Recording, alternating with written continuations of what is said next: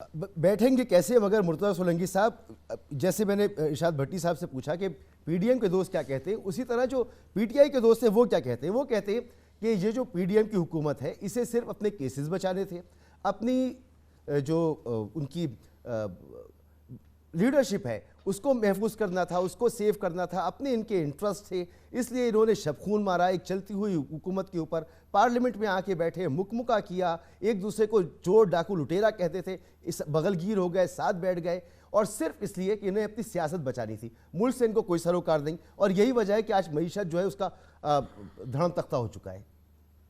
ये आप मुझसे पूछ रहे हैं? जी, मैं आपसे पूछ रहा हूँ कि जैसे पीडीएम के दोस्त जो बात करते हैं, मैंने इरशाद भट्टी आप मुझसे पूछ रहे पीटीआई हैं वाले जो कहते हैं, मुझसे पूछ रहे हैं ना? जी जी जी जी जी, देखें, सियासतदान एक दूसरे के साथ बगलगीर होते हैं, एक दिन गालियां निकालते हैं, दूसरे दिन हाथ मिलाते हैं। इमरान खान भी यही करते रहे हैं, बाकी लोग भी इसी तरह से करते हैं। आपको याद है लाहौर का वो सीन जिसमें ताहिरुल कादरी भी थे, आसिफ जरदारी भी थे और इमरान खान भी थे। आपको याद है कि किस तरीके से पीटीआई और पीपल्स पार्टी ने मिलकर सेनेट के इलेक्शंस लड़े, किस तरह से सादिक संजरानी को जो है वो चेयरमैन बनाया। तो ये मामूल की बात है, इसमें कोई ऐसी गैर मामूली बात नहीं है।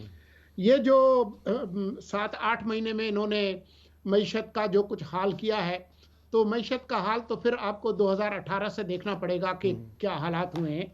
जो इनके हिस्से में आया है इसका जवाब इनको देना होगा, लेकिन ये जरूर ये बताएंगे कि जी हमारे दौर में एक जो मुंजमद प्रोग्राम था IMF का, उसको हमने खोला, अभी उसमें मसाइल हैं, लेकिन हम जनवरी में इसको हल कर लेंगे।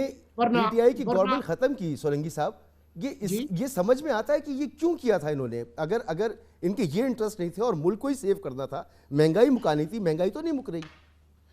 देखें, महंगाई न 7 महीने में पैदा हुई है, न 7 महीने में मुक जाएगी।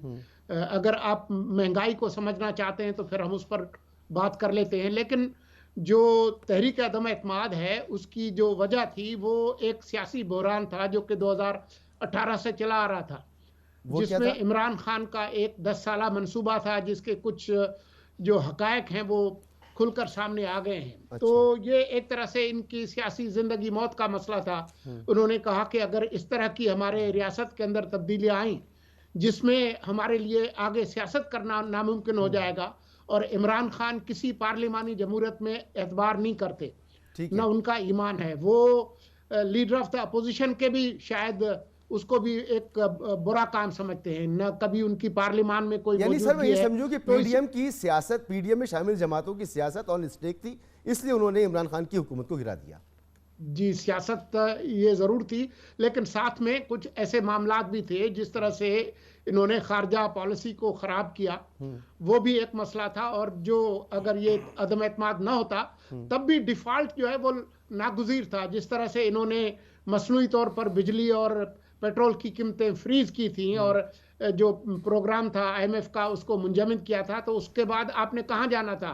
आपके ताल्लुकात पहले ही खराब हो चुके थे ब्रादर मुल्कों के साथ, तो इनको तो पता नहीं 2-4 अरब डॉलर मिल जाएंगे, इमरान खान को तो कुछ नहीं मिलना था। चले सर, मैं ये एक ब्रेक लेना है, एक ब्रेक के बाद